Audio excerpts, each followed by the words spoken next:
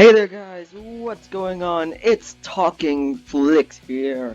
We are back here with another video. Wait, what's happening? Oh my gosh, it's burning! It's burning! It's so grand, it's so epic, it's ready for flick battles! Heck yes, we are getting into flick battles now.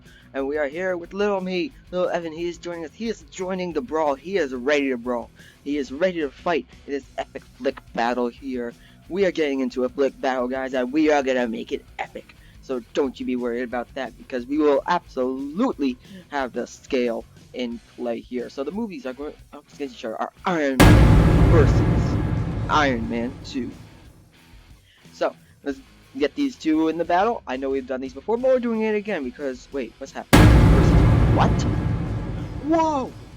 A third movie? This has never happened before. Iron Man 3 is a three-way versus battle now, guys. It's gonna be awesome. It's gonna be grand. It's gonna be epic, and they shall battle to the death in.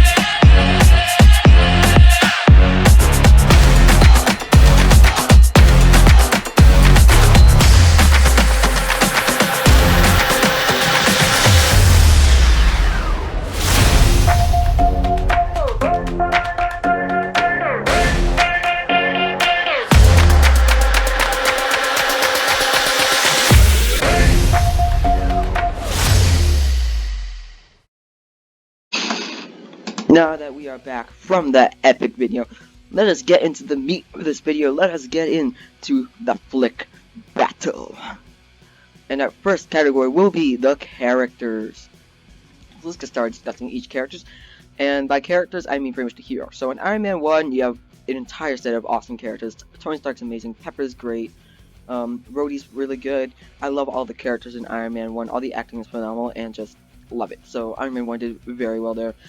Iron Man 2 is a messy one because some characters are pretty good. I like Pepper, I like Rhodey, but I don't. Tony Stark comes off as unlikable in that film, especially when he's drunk and everything. And then that party fight we just saw was stupid. It makes the character much less likable. And Iron Man 3, it made me like Tony Stark again. Avengers came before, but I liked Stark even more in this one than I did in Iron Man 2 because he felt likable. He felt like a hero while doing a few stupid things. He still felt like a hero and likable. He still felt heroic.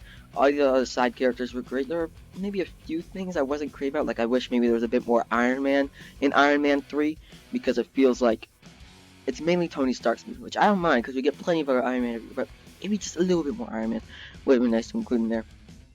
So overall, Iron Man, fantastic set of characters. I do not think they could have done a better job with its characters. They're just perfect hero cast, and everything about that was perfect. It could not have done better. Iron Man 2, it's just when they made Tony unlikable, and also Black Widow, she didn't really feel like a character. She kind of just felt like set up for the Avengers. I think she gets much better in future films. And so, yeah, and even Nick Fury, I wasn't crazy about him in this movie. But Rhodey I thought was pretty good. I like Don Cheadle as well. I thought Pepper was good, but again, Tony Stark is really what brings it down, that movie for me, and he felt unlikable in Iron Man 3. Pretty much said my piece about Iron Man 3. So let's get into the score. I'd give Iron Man a 10 out of 10. It could not have done a better job with its characters. Iron Man 2 gets a 6 out of 10 because it got some good stuff in here and there, and Robert Downey Jr. is so watchable as Iron Man. Still could have been definitely better And Iron Man 3 did very well with its characters, so that's the score. Alright, now we better move on to the next category. What did I just do with my mouth? That is stupid. Why are we not moving on? Why am I spending so much time on this score? Pre-recording me, you moron. Yeah, in case you guys don't know, this is all pre-recorded, but now let's get into it. The next category is going to be the villains. Alright. Now I'm just going to start by saying none of these movies do very good in the villains category. Let's start with Obadiah. I like the way he talks, you know, with how he talks like Turner, everything like that. It's pretty fun to make fun of. And you know, Jeff Bridges is a good actor, of course, and does really good in the role. Everything else about it just felt not right to me. You know, it felt like his transition from good guy to villain was just way too quick, and it didn't feel earned. That's my problem with the villain in Iron Man. If there's something that holds Iron Man 1 back, it's the villain. I don't feel like Obadiah was a very well done villain. He's not awful. He's got some good moments in there, especially because of Jeff Bridges. He's such a good actor. He elevates the character. That's especially why I'm not going to go super low with the score. And so overall, could have done better. Now, let's hope Iron Man 2 improves for its villain. It doesn't. I'm just going to say it quickly. What's his name? Justin Hammer is actually a very entertaining character. Not a good villain, but a very entertaining character. Very watchable, very fun, and so therefore he elevates the villain's category. Whiplash is just awful. Awful villain Whiplash is. He gets barely any development. It felt like he didn't do much. All I remember is, I want my board. You know? Really nothing much. Actually, I'll put the clip in. I want my board. Whoops, my mic was muted, my bad. So now that we just saw that clip, which was amazing, of course, let's talk about Iron Man 3's villain. I don't like Iron Man 3's villain. I thought the Mandarin was really good in the first half of the movie when it was Ben Kingsley. I thought it was really good, and then the twist happens, and he's just some idiot that's getting paid to do this stuff, and Aldrich Killian is the real Mandarin. I don't like the twist. Not that I don't mind the idea of doing the twist, but I don't like how they paid it off, and that was the real problem there. So Iron Man 1 gets a 6 out of 10 for its villain, because it's still not a good villain. Iron Man 2 gets a 6 out of 10, whilst I would say Whiplash is the worst of all the villains, arguably. But Justin Hammer is, I think, the best of all of them, so it kind of balances it out. So I'd give it the 6. And then Iron Man 3 just doesn't have good villains. It gets the 5. It's not horrible villains. I don't mind the idea of it. It's just the execution that was poor. And I thought for that first half, he had a really solid villain there. So that's the score. So let's get into the next category of the story. So, how do we describe the story here? Alright, so Iron Man 1, pretty much guy, genius billionaire, playboy philanthropist, aka Tony Stark. He gets attacked by Afghanistan people, and they bomb him with the Stark weapons that he made, and so he gets trapped in the cave, and then he has to get out, and he builds his first Iron Man suit. And then he realized all the wrong he's done in the world, and so, especially what he did with his weapons and everything, and so he tries to fix that as Iron Man. That's pretty much his basic origin story. There you go. And of course there's a lot more layers in that, but that's a brief summary. Iron Man 2, gosh, how do you summarize that? Okay, it's a very messy plot. There are so many plot lines in here. I actually have notes of freaking how many plot lines are in this movie, because, good gosh, there are so many. It's such a messy story. Hold on, I actually, dang it, I need to go. Hold on, guys. Now, guys, please pardon that little, break there, but let's get back to talking about the story. Alright, I have my notes about Iron Man 2. I remember now where I was. Frick, what happened to my notes? Oh, no. Gotta find notes. I had notes on Iron Man 2 because I had like 10,000 stuff plus one now. Alright, so what we're doing is talking about Iron Man 3. Iron Man 3 had a very good story, I thought. It feels bogged down. I feel like overall the story was very good, and very Tony Stark centric, and I really like that. Oh gosh darn it. Pretend you didn't see that. This is very, very messy, I'm sorry. Iron Man 3 I thought had a really good story, but it was bogged down by the villains, first of all. The twist of the villains I didn't really like, and also the fact that there were a lot of retcons with Iron Man 3. A lot of things got retconned in there, and it just, well, not retconned in the movie, but later movies eventually retconned Iron Man 3 with Age of Ultron. He pretty much, Iron Man retired at the end of the movie, and then he's just Iron Man again in Age of Ultron. They explained it a little bit in Civil War, but still, it doesn't make sense to me. and why they would retcon that. And Pepper's powers at the end of the movie, that's gone and retconned. So yeah. But Iron Man 2, let's look at all the subplot or plot lines that are in this movie. Tony is dying. Whiplash wants revenge. Justin Hammer is jealous. Pepper is the new CEO. They want to weaponize the Iron Man suit. Rhodey becomes War Machine. Black Widow is introduced. Nick Fury is trying to babysit Stark, among other subplots that I'm probably forgetting. So that, I think, says enough about Iron Man 2's plot. So Iron Man 1 gets a 9 out of 10. Could have been a bit better how they handled the third act with the villain, but overall, awesome, especially for a first movie. Iron Man 2 could have been a lot better. Very messy story overall. And Iron Man 3, pretty good story. If they handled the villain better, it'd be a lot better. But those are my thoughts. There's the scores. Alright, there we go. Finally got it out. Now, the next category is the action. Alright, now, I think all of these movies have good action. I want to start with that.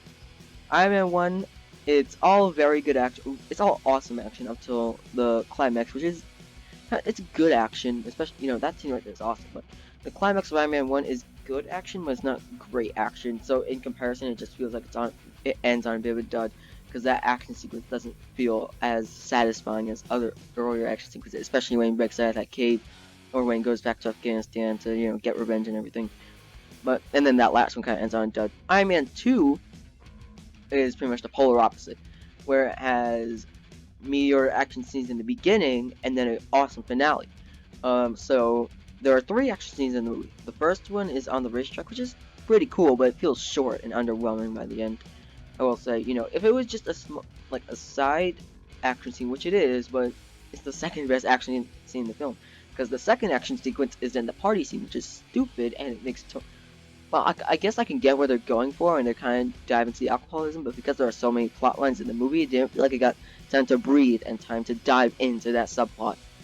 And also, gosh darn it, it's like at times they're too fast, at times they're too short, and overall it just felt like, you get what I'm trying to say? That party sequence just did not work for me at all. I did not like that one at all, and it just made Tony come off as an unlikable character. Now Iron Man 3, and then also that finale of Iron Man 2, which is just awesome.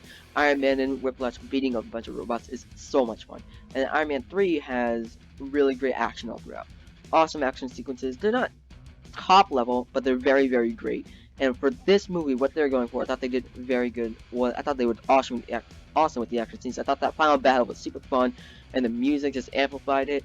And that scene where Tony's breaking into the mansion and everything, and that scene where he's saving all the people. Oh, the plain awesome action sequences in Iron Man 3. So I really liked all those sequences, and we should be moving on to the score now, which should be cool. So overall, I thought all of these have good. I think all these movies have good action. I just want to say that all the movies have good action scenes. I think Iron Man 2's finale is actually the best action scene, but the rest of it doesn't really bounce it out well. So Iron Man 1 gets an 8 out of 10 for its action, Iron Man 2 gets a 7 out of 10, and Iron Man 3 gets a 9 out of 10. Those are my overall scores for the action sequences in the Iron Man films. Alright, so let us move on to the next category now. I think that would be a good thing to do. Also, I didn't mention this before, but the bottom things represent the total amount of scores, the bottom numbers. And let's get into the final category, which is the music. Iron Man 1 has it's not a great soundtrack, but it's pretty good. I quite liked it. It plus plays AC/DC in it, so come on, you gotta like it. It has some good music in there, especially when he's assembling the suit and everything. Just really cool. Pretty good music. Not great music, pretty good. And Iron Man 2 once again uses AC/DC and pop songs. I think those work well. Well, not necessarily pop songs, but classics. And but I think the overall score of Iron Man 2 does not work. It's very forgettable, and the scores the moments I do remember are pretty much the same as Iron Man 1.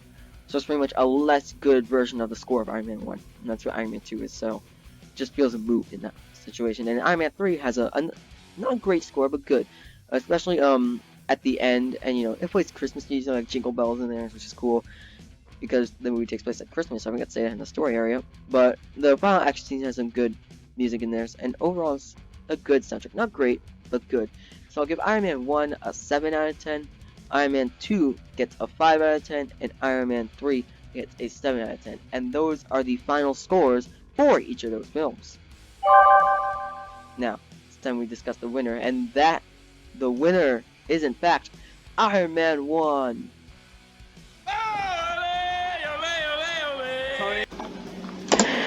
That's right, guys. The first Iron Man is still the best Iron Man. Has over not the best action sequences and villain and everything.